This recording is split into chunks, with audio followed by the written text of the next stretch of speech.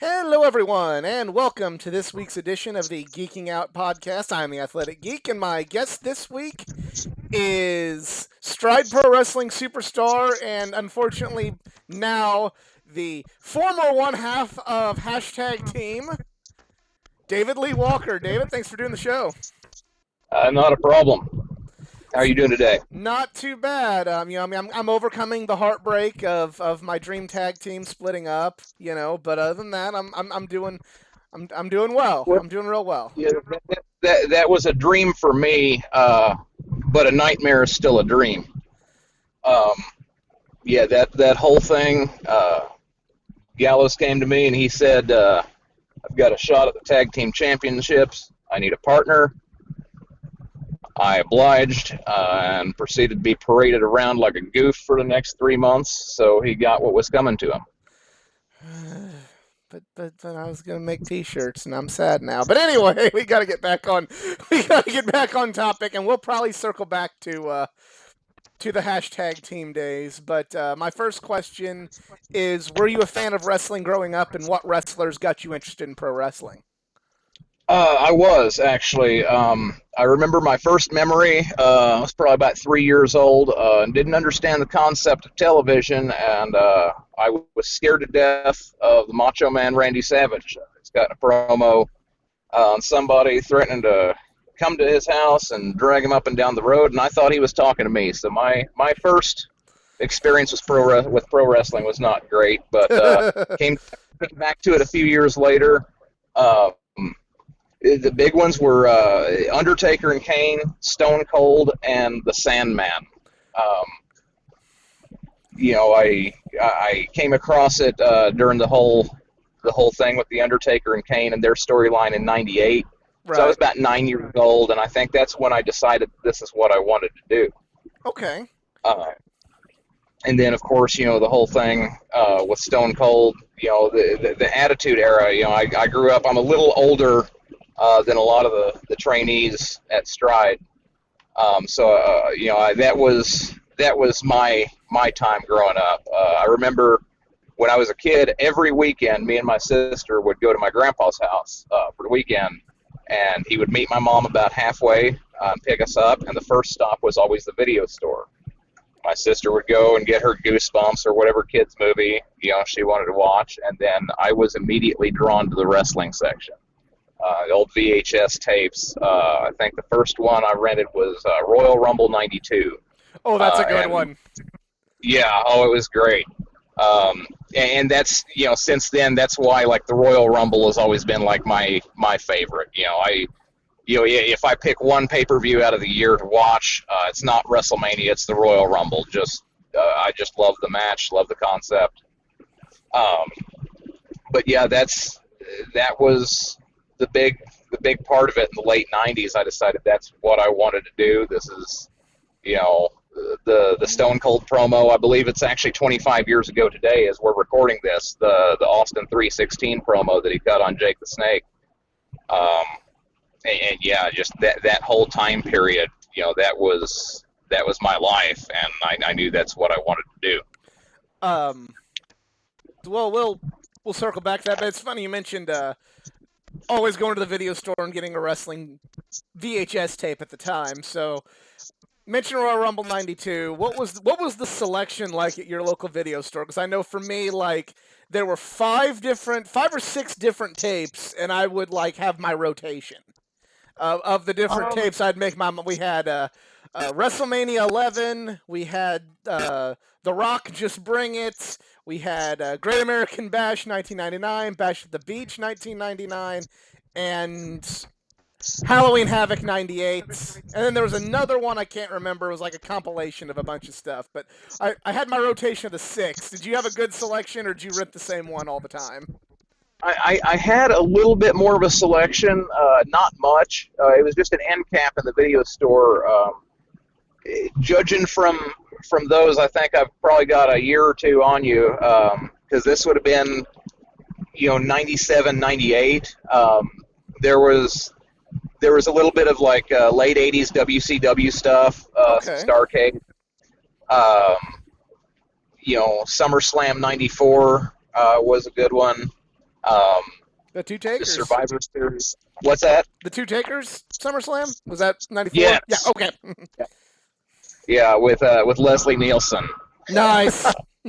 Yeah, and actually, what was fun too, later on, when the network came out, the WWE network, I started a project at one point to watch every episode of Raw, every episode of SmackDown, and every episode of Nitro.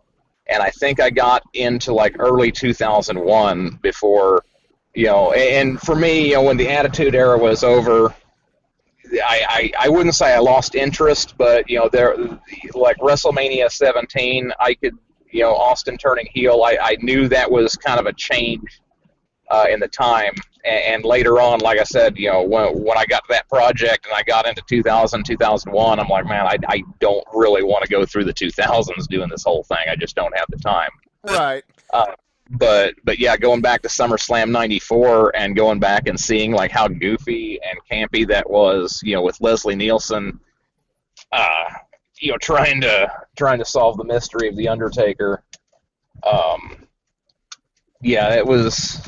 It's weird to go back and watch some of the stuff now as an adult that really influenced me as a kid. So you mentioned, it's funny you mentioned that you kind of, now were you, as it, you didn't have the time to kind of get past 2001 with the Raws and the Nitros and the Smackdowns, but were you still watching wrestling at this time? Is that'd probably be close to the time you were thinking about pursuing a career in wrestling, right? Well, yeah, I was still watching wrestling through about 2005 when I graduated high school, and then I joined the army. Okay. So at that time, there wasn't really much time for anything other than army stuff. Um, and then I got married, which was one of the stupidest things I ever did while I was in the army. Didn't last long, but she wasn't into it, so there wasn't a whole lot going on there. And I kept up with it after that, but at the same time, I was never a big Cena fan. I don't get me wrong, I respect the hell out of the guy, Right. but obviously I'm not his target demographic. Yeah. So that whole time, the 2000s, I paid attention, but with being in my 20s, adult life going on, a lot of that just kind of ran together for me. Right. I understand that. So all that's run together, and you're an adult, getting out of the military, getting married. When when do you begin your pro wrestling training? What is it that makes you finally go like, oh hey, now it's time to get Well, on this? Especially with you not really being as hip to the culture of pro wrestling as one would think a pro wrestling trainee might be. right. Well, I got to preface that by saying that even after I got out of the army, I kind of drifted around for a few years. Ended up getting married again, um, and then I actually didn't start training until a little over a year ago. I was 33 at the time, Okay. and uh, I found out, that Stride Pro Wrestling was local. Not only local, but the building where they train is like 10 minutes from my house. And I kind of had one of those come to Jesus meetings in the mirror, and I looked at myself and I said, you're going to be 65 one of these days, and you're going to be kicking yourself watching wrestling thinking this is what you wanted to do all your life, and you didn't do it. And I said, it's 10 minutes away.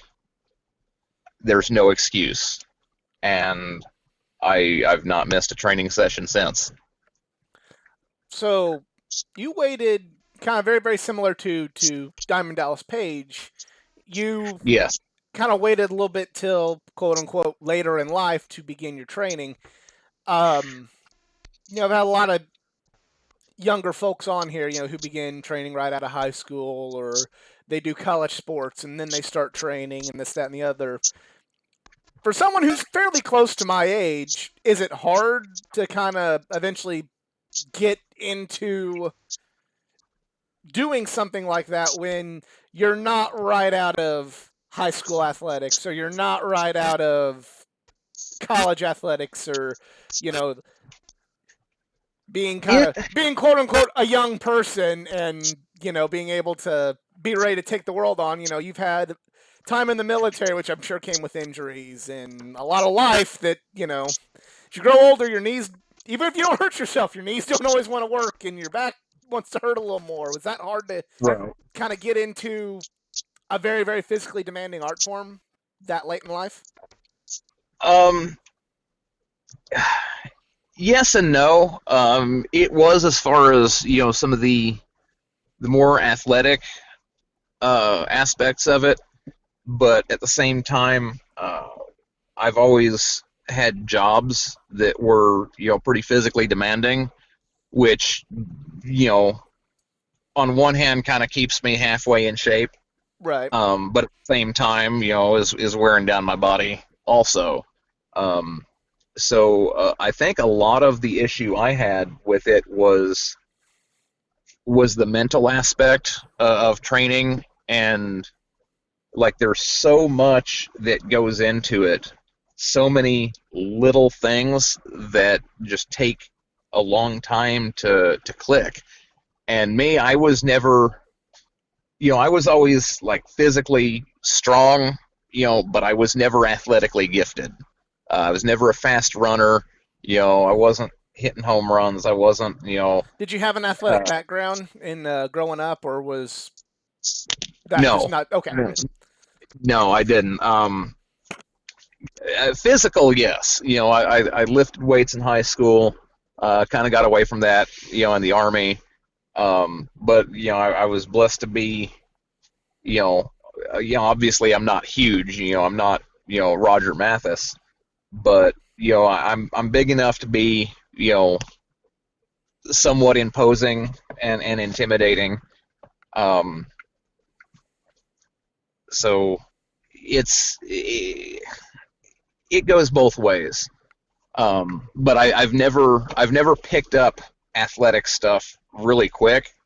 Right. The mental stuff I can get. The mental stuff clicks. I was a smart kid, but I wasn't an athletic kid. Um, so now, and starting later, being in my 30s, I think the maturity has helped.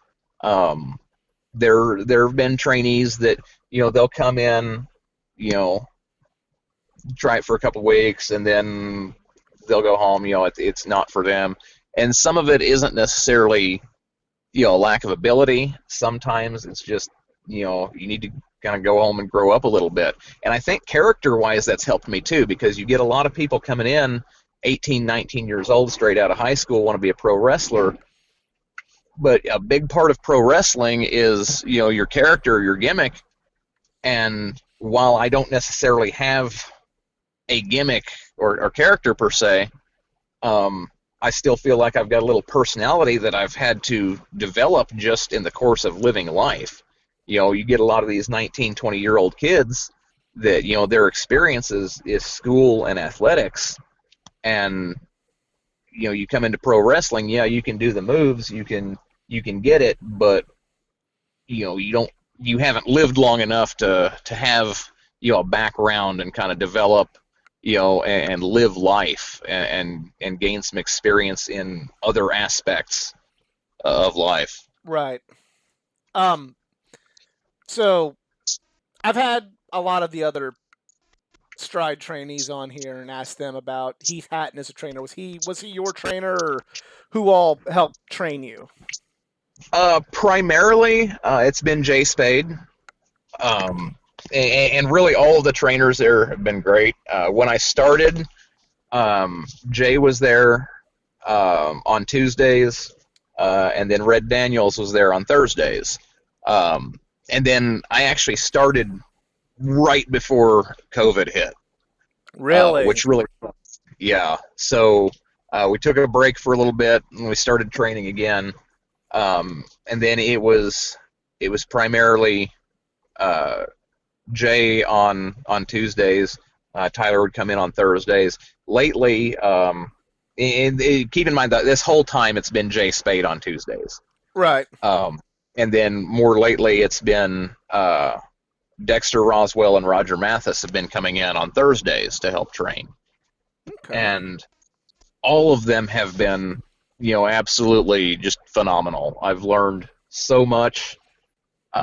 And that's another thing that I think is great too, is having multiple trainers and learning different things from different people, because Jay Spade might have one way of doing something that Roger does it completely different, and I might try both ways of doing the same thing, and one way may work better for me, and one, something might work better for another trainee. Right. um, Roger's been doing a lot of work with Peyton Ayers, teaching him a lot of like big man style of wrestling, um, and that's another thing. Peyton, and really all the trainees there, Peyton, Savion, um, all of them have just been great, and it's nice to kind of have like a tight, kind of brotherhood. Um, and I think that's one of the things that I really missed, after I got out of the Army, was, there's a certain kind of camaraderie between, like in wrestling they refer to, as the boys, Right. you know, and it's kind of an us versus them mentality, and I've always kind of been drawn to that. But as far as like the trainers, I saw Tyler. Tyler's been pretty busy with OVW lately, and had some other stuff going on. But when I see him, it's, you know, and honestly, I'm still a little starstruck. It's like, this guy has worked for WWE. Right. This guy knows people. Wrestled Ryback on pay-per-view. That still gets me to this day. That I'm in the ring with a guy who's wrestled on a WWE pay-per-view. Right. But yeah, they've all been just absolutely phenomenal. I couldn't ask for better trainers. So I've had with some of the other Stride trainees on here, they've mentioned about Heath's training style, and that Heath is a very, very, very good guy. He really, really cares about his trainees, but he's also very much in the tough love and brutally honest. Do you Oh, feel that? absolutely. Do you feel that like? Sorry, go ahead. All right. Well, I was gonna say, like, do you feel that even though you're kind of starting late in life, that being able to have a background where you were in the military and you went through basic training, and while I know, I mean, like, it's two way different levels. I'm not trying to insult anybody, but with any comparisons here, but it's like, do you think that having a very, very similar experience where you might have those drill sergeants in the military who definitely do care about you because you're going to be fighting alongside of them one day, but also they have to mold you and prepare you for that fighting? Do you think that mentally kind of got you ready for something like pro wrestling training later on in life? As far as being able to accept criticism, Yeah. yeah, yeah. And you're right. Heath is going to be honest with you, because, and he'll tell you the same thing. If he's not, you could go in and put on a horrible match, and he could be nice and tell you, "Oh, that was great. You did this good, and you this good," but it's still going to be a horrible match. You're never going to improve if you don't know what you're doing wrong. Right. And that's again, that's part of how much he cares. Not only about the trainees, but about the business, and Stride. On it is what it is, and it's just part of adulthood too. Is you've got to be able to accept criticism, and when you're doing something wrong, and you're supposed to be doing it the other way. Right. It is what it is. So, you mentioned you began training right before COVID, and COVID, I'm sure, threw like a giant wrench in all of these plans that were going to happen with your wrestling training. Uh, But you've been pretty well since shows have been started back up. You've been pretty well a staple of Stride. What do you think has been the most exciting thing about finally being able to get in the ring, especially during a very tumultuous time for the entire world? Right now, it's just getting crowds. It is. It's a night and day difference going in and training, putting on practice matches where your only audience is three or four other trainees, and a trainer. Um, it's it's huge. It's a huge deal to go out, and walk through the curtain, and especially being a heel, um, just going through and having that power to just look at somebody and just eyeball them in a certain way, Mm-hmm. and I don't have to say a word, and these people are booing me, giving me the thumbs down, and I love it. Just having these crowds and being able to get in people's faces and mouth off and sorry. That's one of the things that attracted me to Stone Cold Steve Austin, who obviously was a babyface, but at the same time, just that attitude, that defiance, that I don't care what you think. To me, that's kind of an outlet. You go through your everyday life, and there's a lot of situations where you got to bite your tongue, and I go out in front of a crowd, and I can take out all that aggression, verbally, and even just with my facial expressions. And again, having gone through COVID when all this was shut down, I'd been chomping at the bit for a long time until we started shows back up with crowds, and it was difficult to wait that long. And I remember the first time Tyler told me. Heath Hatton told me that I had a match, and I was just ecstatic that I was going to get to wrestle in front of a crowd for the first time. But again, I was also extremely nervous. Right. So what was the first show where you got to wrestle in front of a crowd? That was, I want to say no, August of last year. I guess it's been almost a year now. Okay. It was actually myself and Duke Randall against the wrestling buddies Jay Spade and Dalton Anthony. And Okay. I remember going over that match extensively for weeks ahead of that, and that's where I feel like I've finally kind of gotten to a point now to where I don't have to do that. I can show up, find my opponent who I'm working with, and go over it a couple times, and we're good.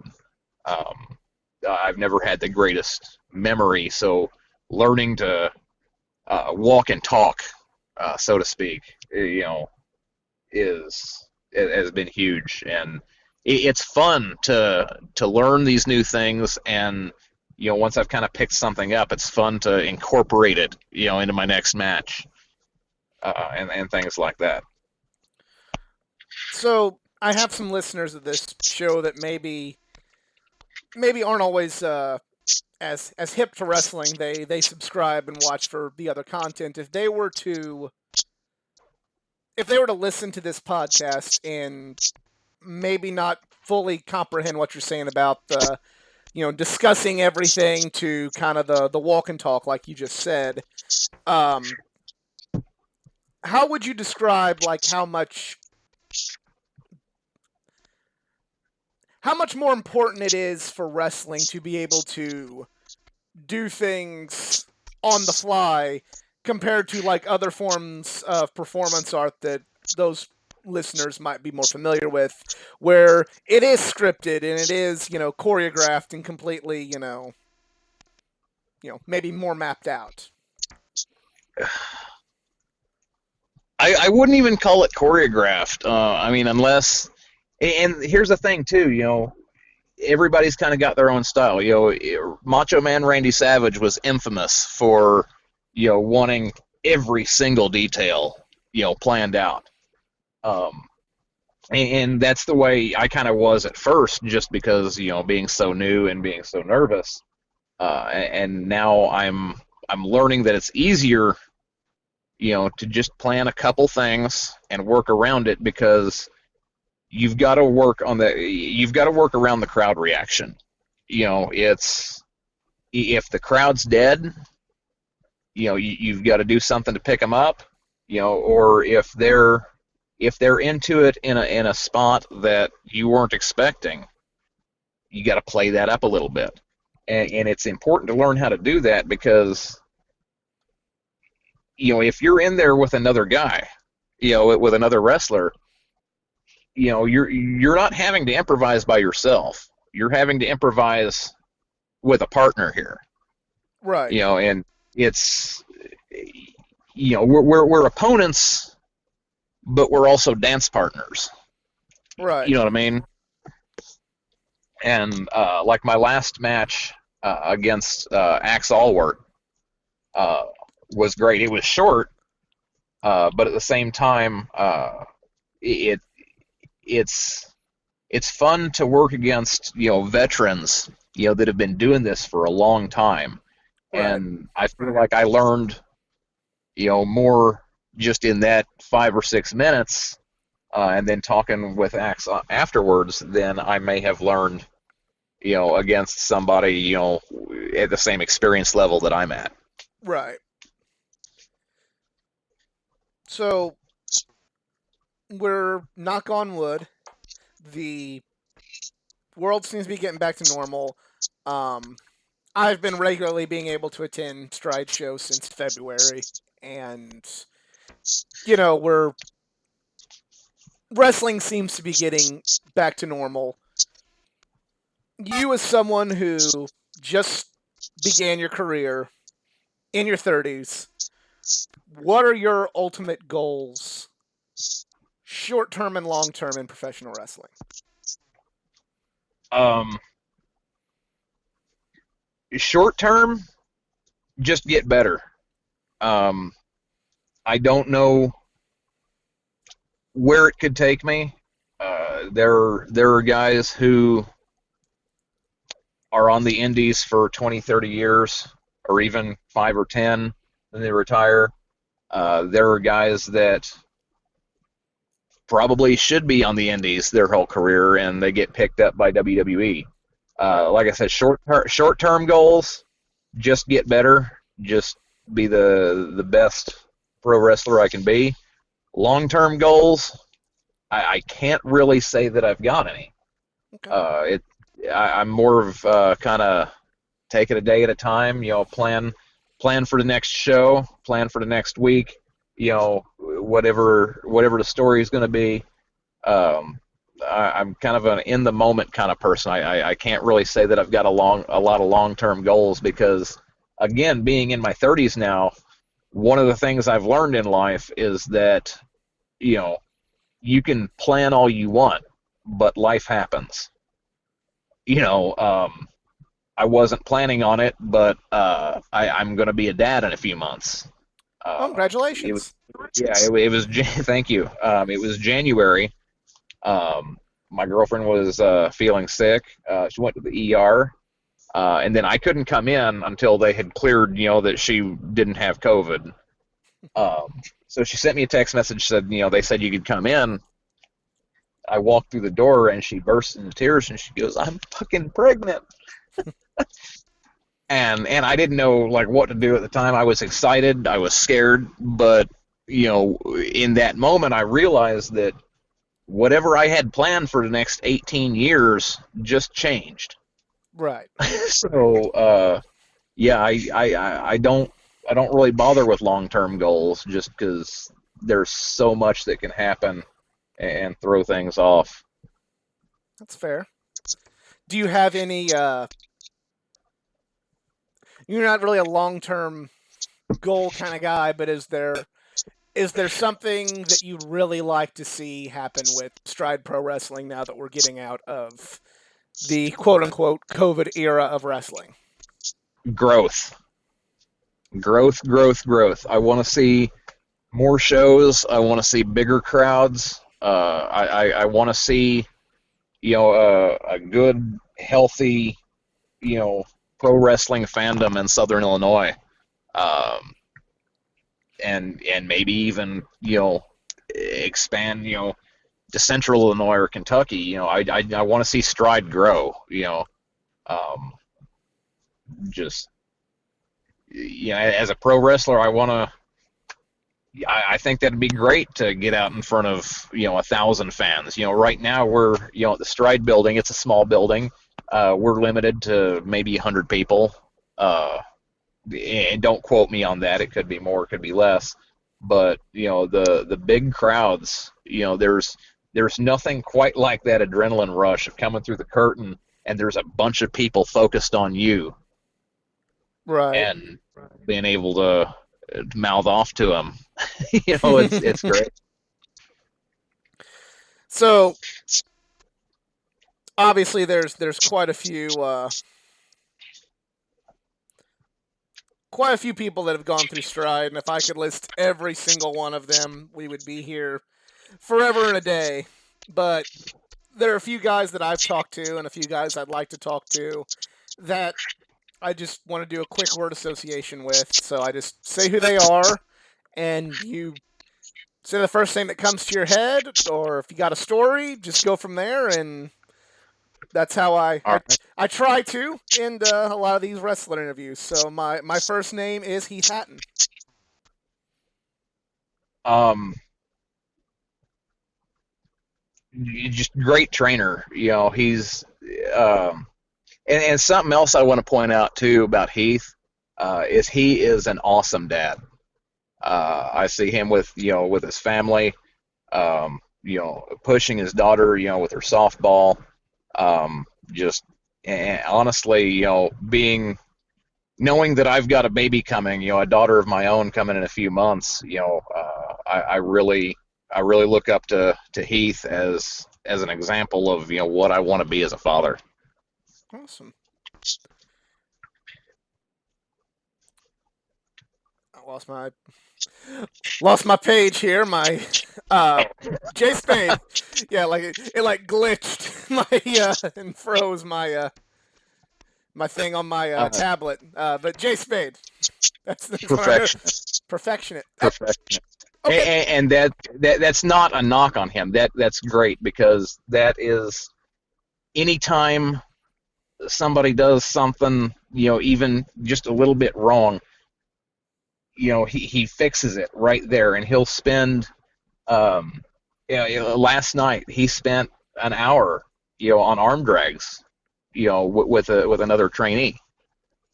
That's he's so good and so smooth, and obviously I'm sure that's why Tyler wanted him as a trainer, just because he's so good and so smooth with the footwork, and just with the little movements.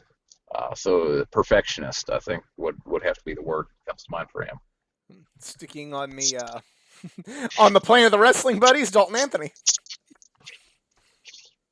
He's great.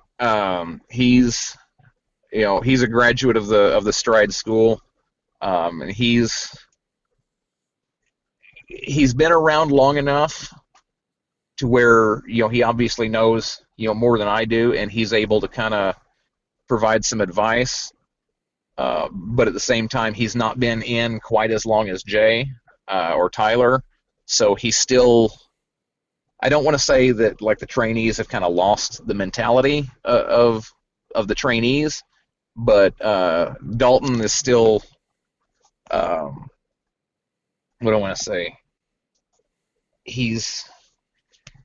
To me, he's a good example of what can come out of the Stride School. Okay. He knows his stuff. He's great with Jay. He's doing stuff over at CCW. And every interaction I've had with Dalton has just been great. Okay. Savion Ayers. Amazing. This kid's like 20 years old. He's, it's amazing how much talent this kid has. I was so happy for him in Pinckneyville a couple months ago when he won the No Limits title from Dexter Roswell. Just the way this kid moves, the way he picks stuff up, and he works so hard. It's an inspiration, for me to see, a kid just out of high school, 15 years younger than me, that he's driven. He wants to be, WWE, and he's got the ability to do it. Yeah. He works hard, and he's just so talented. Roger Mathis. Um, Roger Roger scared me a little bit the first time I met him. Oh, I was scared to reach out to him to even have him on the podcast. Just like, and he's a great guy. It was a great he is. podcast, but it was just like, He's uh-oh. He's the nicest guy in the world. But here's my first interaction with him. Okay, this is during COVID, so we don't have a whole lot of trainees there, right? It Right. was myself and Casey Brinkmeyer, who's a referee. We were there with Jay Spade. Tyler dropped by, Heath Hatton, he dropped by for a few minutes, and then Roger comes in. He says, I've got to leave. Roger gets in the ring, and Tyler looks at me and he goes, Dave, you're going to learn how to take heat. So my first real experience learning how to sell and take heat was getting chopped in the corner and stomped on the ropes by Roger. But again, after it was all over, I shook his hand, said thank you, and I love Roger. I love coming in on Thursdays now when he's there. Anytime there's a show, I always make it a point to go say hi, try to make him laugh, and he's just he's hilarious. And the other thing too, is he's a legitimate shoot fighter. Oh, yeah. Like, if he's the nicest guy in the world, but he's the last guy I'm going to try to piss off. Right. You notice that about a lot of really dangerous people that are always like really, really chill, but then like you're scared of what's going to happen when you piss them off. Right. But and it's helped too because there are things that come from like the shoot fighting world that one of the things we were talking about last week is how I think myself and Peyton Ayers did a practice match, and he watched it, and there was something we tried to do. I don't remember what it was, but Roger says, that's a legitimate move. He said it works. It's an MMA move, but it doesn't work in pro wrestling, which was kind of the opposite of some of the other things that that I'd learned from him was you do this. This is actually a shoot move. It works in MMA, and you can incorporate it into wrestling. Okay, yeah, that works. But having that background just brings a whole nother wealth of knowledge to the whole training situation. That's very interesting. Okay, that's. I wish I could have seen that. Just to, I know like that's all behind closed doors for the trainees, but like I would have liked to have seen what move you guys tried to do, and then hear how Roger explained that. That'd have been awesome. But getting back to the list, Dexter Roswell. Oh, he's another one that's great. He's probably one of like the most just like nice, just caring people. I remember at Stridiversary, there's a little issue where Cash Borden got a pretty nasty cut, Mm-hmm. and I'll never forget. I was there for that one. Yeah. Okay. Yeah.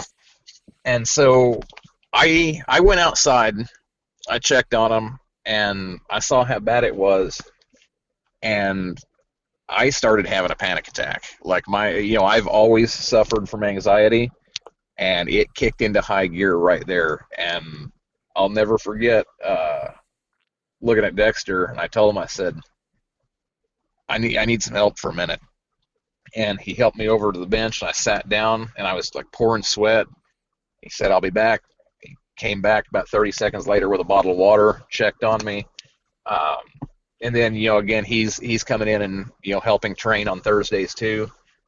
Um, and he's he's really helped as far as like character development too, because, obviously with the three different Dexters, Right. we've got, he's really good with the whole, character aspect of everything.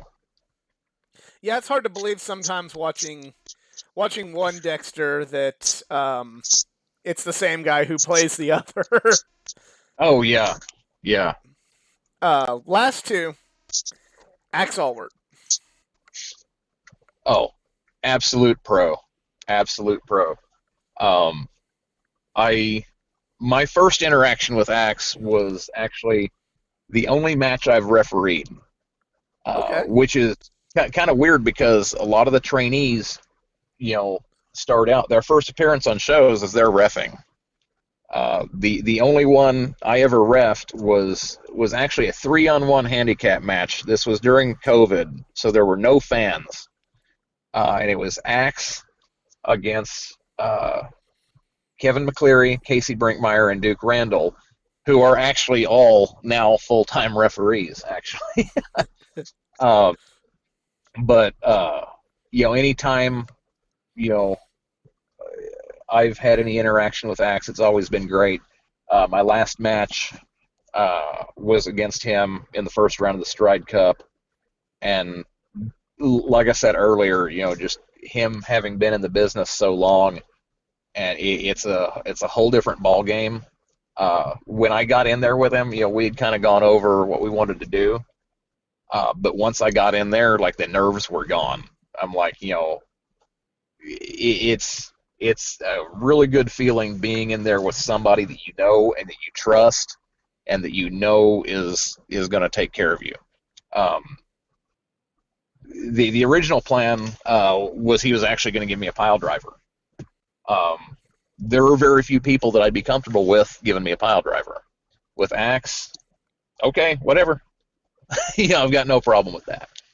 So yeah, he is an absolute pro, uh, and he knows his stuff, and it's an absolute pleasure talking with Axe. Last one, and up until the last Stride show, I was hoping this would be a happy one. Bud Galloway. Uh, Bud Galloway, he's a great guy. Another guy with a great gimmick. There was so much we wanted to do with that. Unfortunately, time and distance didn't really lend itself to doing a lot of that. We had some ideas where, obviously him being the artist, we wanted to do like a thing where we were doing he was painting a nude portrait of me, and we wanted to do the Austin Powers thing where we would have a couple different camera angles, but every time there was something blocking, the good parts. That'd have been You know, awesome. it would have been. But no, he messaged me a week or so before the last show, and he's like, man, I'm burnt out. I've got some stuff going on. I need to take a break. He said I already talked to Heath.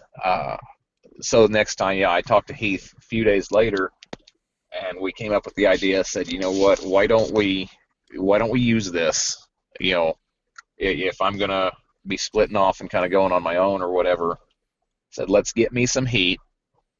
Let's give him a reason to be gone, and let's set something up for when he comes back. So we came up with the whole idea to do the turn after my match with Axe, um, It and was man, it shocking. got It worked well. I was shocked. yeah, it went off better than I thought it would.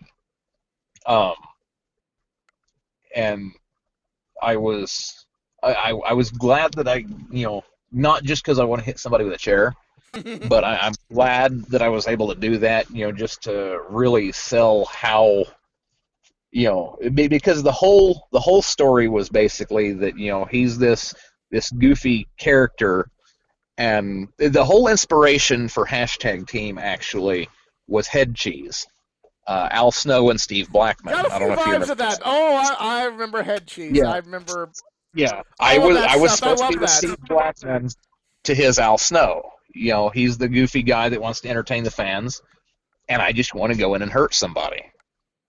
Um, and that's it was supposed to go on longer, but it is what it is. Sometimes you got to take a break for a little while, Right. and like I said, that can set something up later on down the line when he's recharged and got his batteries refreshed, and he can come in and we can do something based on that. Huh. I'm looking forward to it because I was gonna make T-shirts and it's gonna be hashtag team was supposed to be fun. You know what's funny is that we came up with that. I think I actually came up with it, but I gave him the credit for it because I wanted to go out there and just put over how stupid I thought it was. And to this day, like, even legitimately, I think it is probably the cleverest and the stupidest at the same time thing that, like, I've ever come up with. And it was literally just born out of, we're just sitting and BSing in the dressing room, and because his whole thing was, the hashtag wham, and we were going to do a story where it's like he's trying to help me find my hashtag. I'm like, I don't need a hashtag, because, and that's another thing with me being a little older. I'm not really into the whole, social media, the way the kids use it these days. I say kids, half of them are, not too much younger than me. Right. Uh, but and we were trying to think up a name for a tag team, and we're looking at a hashtag tag team. It's like, well, why don't we just take one with tags out there? He goes, what do you mean? I said, hashtag team. Like, okay, hashtag team. I'm like, no, hash tag team. And his face lit up. He goes, that's brilliant. And just knowing what I know about Bud is, I can just see all that playing out like that. Just knowing for how long I've known Bud, but yeah, Yeah, he's it was so much fun to work with him, and I'm looking forward to working with him again in the future. But he's so creative with the character and with the gimmick, and even with self promotion. He's the only one on the Stride roster that I'm aware of that I've seen actually come out and try to promote his T-shirt. Hashtag Wham, ProWrestlingTees.com/Bud. It's like, which not everybody could get away with that, but it still fit the character. right.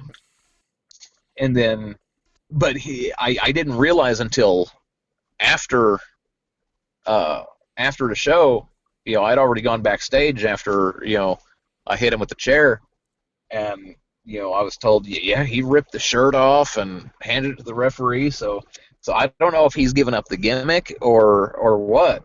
But I'm curious to see the future of Bud Galloway when he comes back. And you better watch out. Got eyes in the back of my head.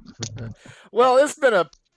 I've really enjoyed this. I've really loved hearing more about your story. I've really, since the world's kind of started getting its normal back, I've really enjoyed you and everything you were doing with Bud. You just mentioned you're not big on social media, but do you have a public social media or anything you know of if people want to look you up? David Lee Walker on Facebook. Okay. I'll And actually, you'll know it. The profile picture is Bud Galloway bent over, and I'm about to smack him across the back with that chair. okay. So you look up David Lee Walker, and it's a dude holding up a chair, getting ready to beat the crap out of somebody. That's me. Very easy to find. Very easy to find. But I appreciate you taking the time to do this. I've really enjoyed the conversation, and definitely looking Me forward to too. seeing you again at the next Stride event or wherever you might be booked at. Yeah, there's uh, there's big things coming. Um, uh, and somebody else to watch out for too is beautiful Brian Richards. I've had him on Been the show. slept He's on. great. He's great. Oh, he is. He is. He's a good friend of mine.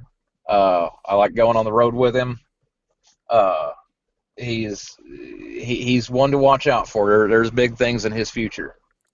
Definitely, yeah. He's somebody else I've been very impressed with since I've been able to go to shows again. But again, Yeah. I want to thank you for this time, and I'll see you down the road. All right. Sounds good. Thank you. No problem. And if you enjoyed this episode, please give it a like, share, subscribe for more content, not just from the world of pro wrestling, but from the world of comic books, gaming, anime, and all things geek culture. Definitely go find him on Facebook, but follow me on my social media pages as well. Facebook.com/athleticgeeka9, Twitter at athletic_geeka9, Instagram at athleticgeeka9. And if you'd like to help improve this channel financially, I am on Patreon. Patreon.com/athleticgeeka9. We'll see you guys next time.